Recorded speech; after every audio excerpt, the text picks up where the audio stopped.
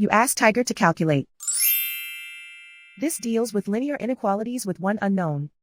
The final result is x equal or smaller than 19. Let's solve it step by step. Group all constants on the right side of the inequality. Add 36 to both sides.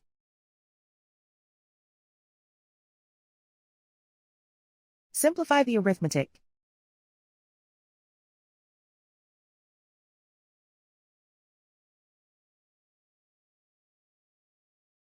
Isolate the x.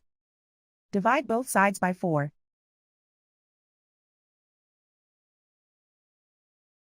Simplify the fraction.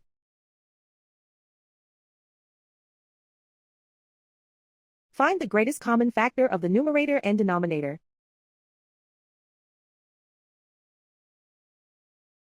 Factor out and cancel the greatest common factor.